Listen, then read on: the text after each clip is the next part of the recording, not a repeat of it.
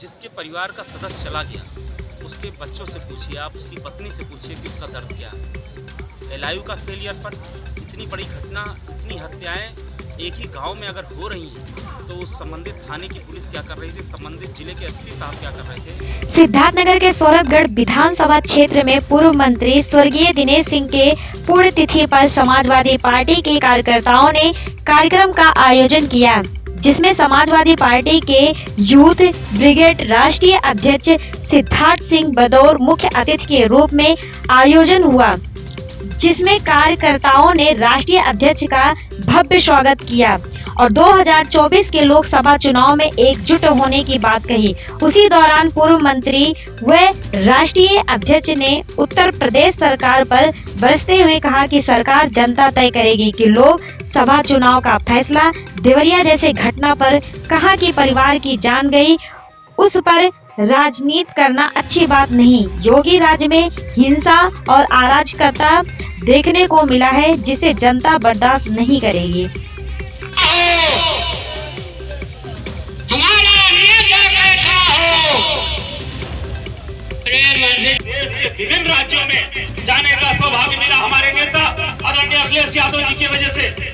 लेकिन ऐसे कम अवसर आए कि विकास की बात 14 वर्ष बीत जाने के बाद भी नेता के उसके धरती पे याद किया जाए, कह के जा रहे हैं। एक बात का और भरोसा दिला रहे हैं आपको, मंत्री जी ने जीवन भर गरीबों की लड़ाई लड़ी, कभी वो जातिवादी नहीं दिखे, कभी उन्होंने किसी देश से काम नहीं किया। हम लोग लखनऊ विश्वविद्यालय के छात्र थे जब वो उत्तर प्रदेश में मंत्री के रूप में काम कर रहे थे, लेकिन हम लोगों ने स्वर्गीय दिनेश सिंह जी को एक अच्छे मसीहा, एक अच्छे नेता के रूप में देखा, उनके आदर्शों को एक अच्छे, लेकिन उसके आदर्श सदैव जीवित होते हैं। हमारे नेता श्रद्धेय मुलायम सिंह यादव जी आज इस धरती पे नहीं है।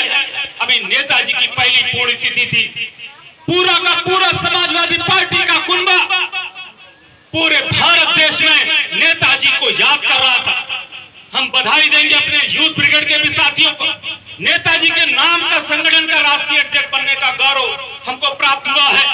नेताजी जब जीवित थे, समाजवादी पार्टी ने सदैव अपने कामों पे भरोसा किया है और समाजवादी पार्टी के पास जो कार्यकर्ता हैं, इस देखिए दूसरी बार भाजपा आज इस उत्तर प्रदेश में सत्ता में आई है, लेकिन उसके बावजूद हम आपसे कह रहे हैं हमें, और हमको ये इसलिए नहीं कह रहे कि हम समाजवादी पार्टी के नेता हैं, हम उत्तर प्रदेश के विभिन्न जनपदों में हमें जाने का सौभाग्य मिला है, लेकिन जिस प्रकार के कार्यकर्ता हमारे पास हैं वैसा सौभाग्य इस हिंदुस्तान की किसी पार्टी को हासिल नहीं है।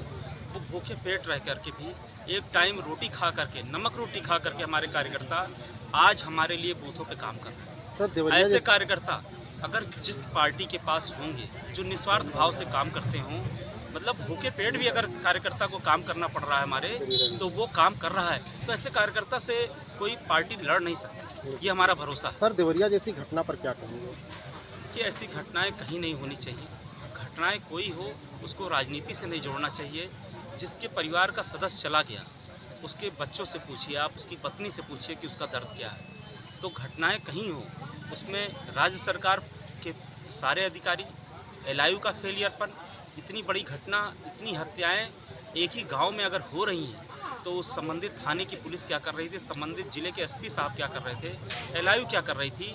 और स्वयं उत्तर प्रदेश में ये एक घटना नहीं है।